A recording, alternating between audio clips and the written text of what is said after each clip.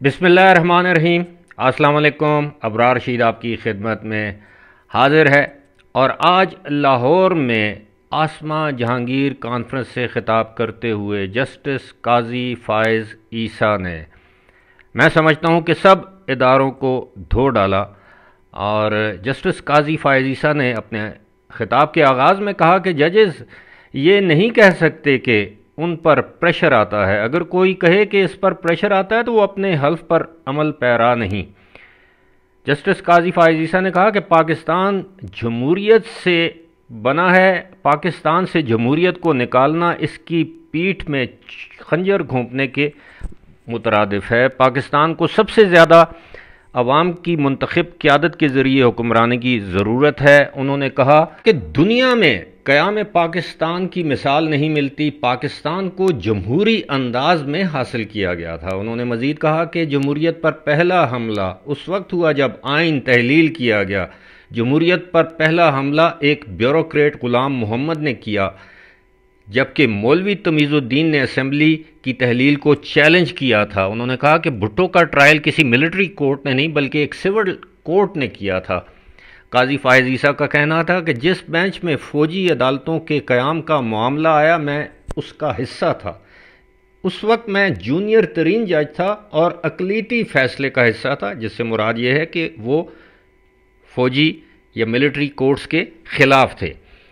Justice काजी फ़ाइज़ ईसा ने कहा कि आइन में इख्तियारात की तकसीम लिखी है, इसमें एक इदारा अदलिया भी है, सबको आइन का एहतराम करना चाहिए। जस्टिस काजी फ़ाइज़ ईसा ने बताया कि जमहूरियत पर एक और हमला ज़ियाउल हक ने किया था, आइन फाड़ दिया गया था, मगर इसके ख़िलाफ़ दरख्वास्त को नाकाबिले समात करार दिया गया था।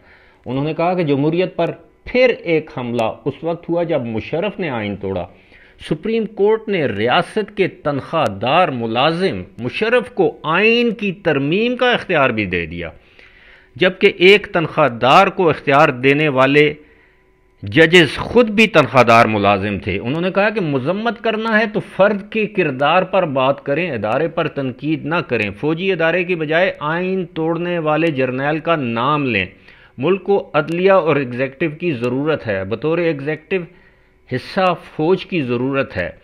एग्जेक्टिव में जनरल अयूब, जनरल ज़िया और जनरल मुशर्रफ को ब्लैक लिस्ट, जबकि पाकिस्तान के पहले और दूसरे आर्मी चीफ को मैं वाइट लिस्ट में रखता हूँ।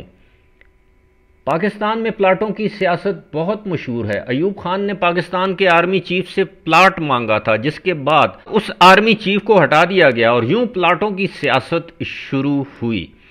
मैं दूसरे अदारों की तरफ उंगली नहीं उठाऊंगा, क्योंकि एक उंगली दूसरे की तरफ और बाकी उंगलियां अपनी तरफ होती हैं।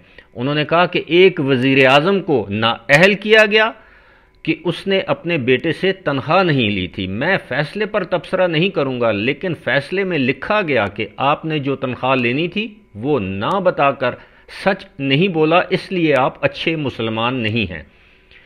फिर JIT तश्कील दी गई। JIT का लफ्ज़ इससे कबल नहीं सुना था, बल्कि पाकिस्तान के सारे कवानीन में सिर्फ इंसदाद दहशत गर्दी एक्ट लिखा है।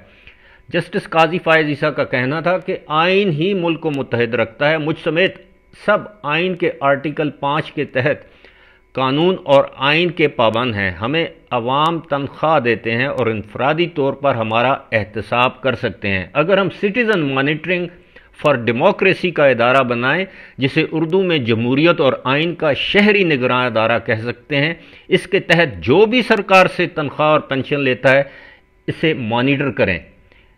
CMDC के तहत ग्रे, ब्लैक और वाइट लिस्ट बनाई जाए तो जस्टिस मोहम्मद मुनीर, जस्टिस अनवारुल हक और justice Arshad Hasan black list में हैं। मेरी ज़ाती राय में वाइट लिस्ट में justice Constantine, justice Vilani, justice Bachal और जस्टिस मोहम्मद बख्श शामिल हैं। تاہم گرے لسٹ میں بہت سے ججز کے نام ہیں جن کا میں ذکر نہیں کروں گا۔ جسٹس قاضی فائز عیسیٰ نے بتایا کہ میں 5 سال بلوچستان ہائی کورٹ کا چیف جسٹس رہا۔ ججز یہ نہیں کہہ سکتے کہ ان پر پریشر آتا ہے، اگر کوئی کہے کہ اس پر پریشر آتا ہے تو وہ اپنے حلف پر عمل پیرا نہیں۔ ایک چیف جسٹس کا ٹی وی پر انٹرویو دیکھ کر میری آنکھوں میں آنسو آ گئے تھے۔